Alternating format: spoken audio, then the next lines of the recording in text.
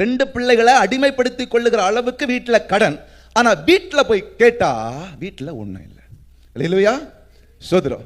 இன்னைக்கு ஸ்தோத்திரம், நிறைய வீடுகள்ல இருக்கக்கூடிய பெரிய பிரச்சனை இதுதான். ஸ்தோத்திரம், சபிக்கப்பட்ட அல்லது சாபத்துல இருக்கிற ஒரு குடும்பத்துக்கு பெரிய உதாரணம் இந்த வசனம். அல்லேலூயா, என்னது? ஸ்தோத்திரம், கடனுக்கு மேல கடன். வட்டிக்காரன் வீட்டை சுத்தி சுத்தி வாரான், அங்க கடை இங்க கடை, இஎம்ஐ அது இது. ஸ்தோத்திரம், ஆனா வீட்டுல போய் பாருங்க, வீட்டுல ஒண்ணுமே இருக்காது. ஸ்தோத்திரம், கடன் வாங்கியிருந்தா என்ன பண்ணிருக்கணும்? ஒரு இஎம்ஐல ஒரு கார் எடுத்து விட்டுருக்கணும். ஸ்தோத்திரம், இஎம்ஐல ஸ்தோத்திரம் ஒரு டிவியை வாங்கியிருக்கணும், ஒரு ஃப்ரிட்ஜை வாங்கியிருக்கணும், ஏதாவது ஒன்று வாங்கியிருக்கணும் இல்லையா? அல்லேலூயா, அப்படிதானே? கடன், கடனுக்கு மேல கடன். ஸ்தோத்திரம், கடனுக்கு மேல கடன், பிரச்சனைக்கு மேல பிரச்சனை வந்துட்டே இருக்கான். ஒருத்தனா வந்துட்டு இருக்கா, பின்னாடி வர்றான். ஸ்தோத்திரம், முடியாத குறைக்கு ஸ்தோத்திரம், உனக்கு ஒரு வீடு தான் இருக்கு, அதை நான் எடுத்துட்டு போயிடுவேன்னு சொல்றான். அல்லேலூயா, இப்படி ஒவ்வொன்னா சொல்லக்கூடிய அந்த அளவிற்கு கடன் இருக்கிறது.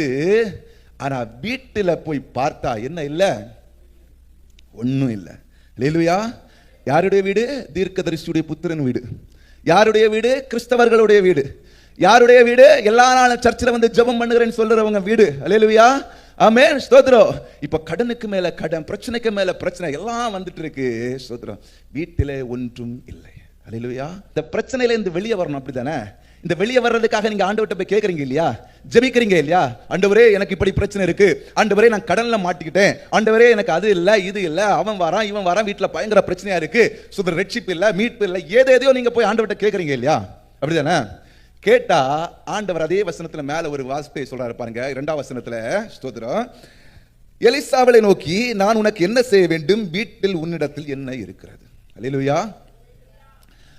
உன்னிடத்தில் என்ன இருக்கிறது என்று எலிசா அந்த ஸ்திரியை பார்த்து கேட்கிறான். அல்லேலூயா, அல்லேலூயா, அதே கேள்வியை இன்றைக்கு ஆண்டவர் உங்களை பார்த்து கேட்கிறாரு. ஸ்தோத்திரம், உங்களுக்கு விடுதலை ஆகணும், ஆசீர்வாதம் வேணும், ஸ்தோத்திரம், பெரிய ஸ்தோத்திரம், கடன்ல இருந்து விடுதலை ஆகணும், நீங்க பெரிய பெரிய காரியங்களை எதிர்பார்க்கறீங்க, எல்லாம் எதிர்பார்க்கறீங்க இல்லையா?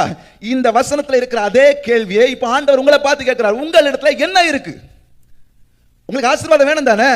உங்களுக்கு கடனை விட்டு மாறணும் தானே? ஸ்தோத்திரம், நீங்க பெரிய காரியங்களை எதிர்பார்க்கறீங்க இல்ல, எல்லாம் எதிர்பார்க்கறீங்க, ஓகே. அதை பெற்றுக் கொள்வதற்கு உன்னிடத்திலே என்ன இருக்கிறது?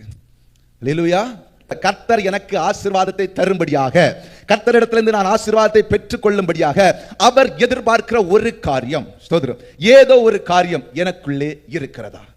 அல்லேலூயா, உங்களுக்குள்ள இருக்கானே அது உங்களுக்கு தெரியும். அல்லேலூயா, ஸ்தோத்திரம், நான் ஜெபிக்கிறேனா, நான் பைபிள் வாசிக்கிறேனா, சர்ச்சுக்கு கரெக்டா வர்றேனா, ஸ்தோத்திரம், எல்லா ஆராதனையிலும் கலந்து கொள்கிறேனா, இல்ல நான் கலந்து கொண்டாலும் என் சிந்தனைகள் எல்லாம் கரெக்டா இருக்குதா? அல்லேலூயா, இங்க இருந்துகிட்டு வீட்டை பற்றி யோசிச்சுட்டு இருக்கிறேனா, அல்லது கடன்காரனை பற்றி யோசிச்சுட்டு இருக்கிறேனா? இது எல்லாமே யாருக்கு தெரியும்?